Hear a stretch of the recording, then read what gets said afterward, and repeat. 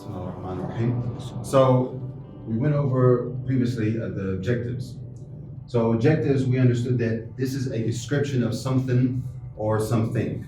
So when we are speaking the English language, we need to be able to describe something or to be able to express ourselves in describing something with an accurate description. So one of the things I went over and emphasized was that with objectives, we must have, it's easier to memorize them or to recall them if they're opposites. For example, you have cold, and the opposite of cold is hot. So cold, bottom, it's something that's, it's cold weather, whether it be in the season of winter, when it's snow, or it may be during spring or autumn, that it's cloudy, it's windy, the weather's cold. Or you may be in the house and the air conditioner's on high and it's cold. Hot is the opposite of cold. So hot is when the weather or the sun is very strong, the heat. So I get an example, cold, the house is cold.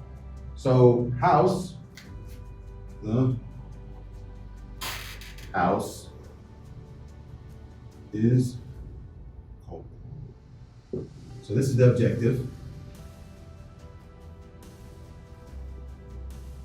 This is describing the house. So the house is being described with a description of cold. So inside the house, the weather is cold. So now when we get hot, I can say the same thing. The house is hot. So now the hot is the adjective, the house is the noun. So this is describing the noun, okay? So now the next one is soft and rough. Now soft is something that is smooth, something like cotton or silk or different fabrics that have a soft touch. Rough would be like wool. You know, wool is like very rough and it's like not comfortable. So here we got the opposite, we have soft, and the opposite of soft is rough. So soft, I can say, my pillow is soft. So pillow is the noun. Remember we called mine is something that belongs to you. Is soft. So soft is describing the pillow. The pillow is the noun, and the adjective describing the pillow is soft. Or I can say, my pillow is rough. It's not comfortable. You know, it rubs the skin. You may get irritation or something. It's not comfortable. It's not ideal to sleep with. Or also, these can be used in terms of personality. For example, he has a very soft personality. I mean, he's very nice, respectful. Rough, be like, he's really rough with other people. He's got a rough personality. So rough would be meaning that he has, he's like very aggressive with other people, and the way he talks to other people may not be correct or correct conduct with other people.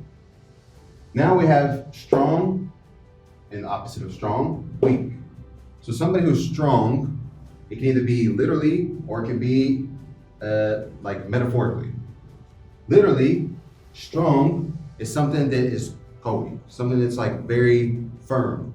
I can say the bodybuilder, the one who practices with weights, practices working out, he's very strong. Or I can say, my son or my friend is weak, meaning weak, ضعيف. Or this can also mean metaphorically, mujazi. So he has a very strong personality. My friend has a strong personality. My friend has a strong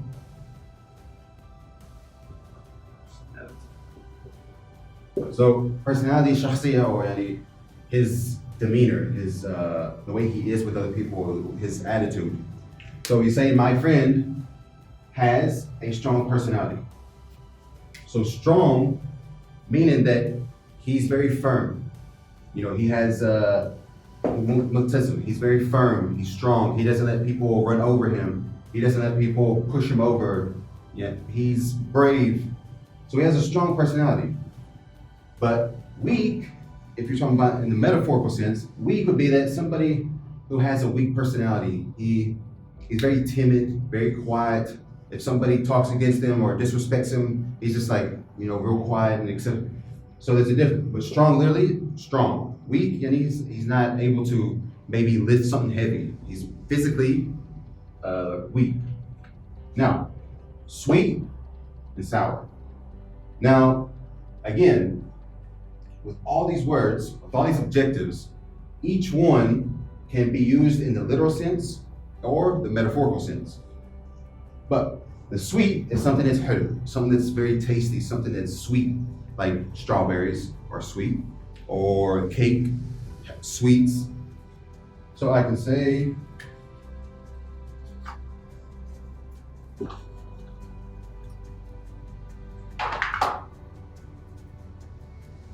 the strawberries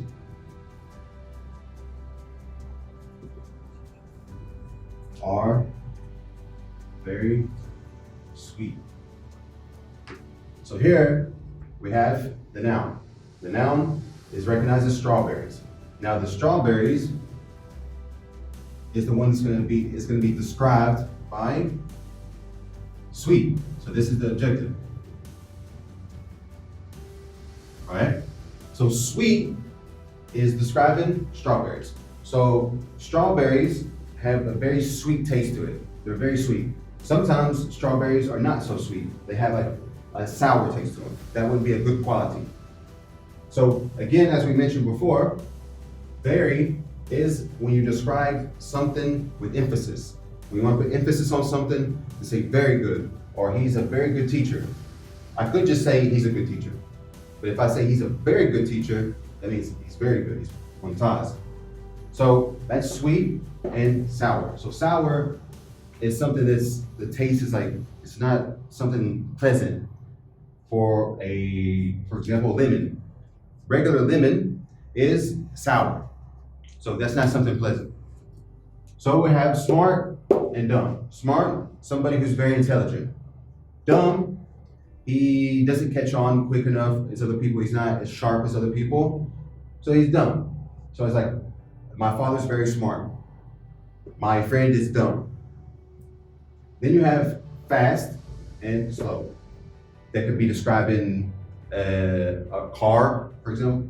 My car drives or goes fast. The speed goes very fast. It has a motor in the car that allows it to go fast.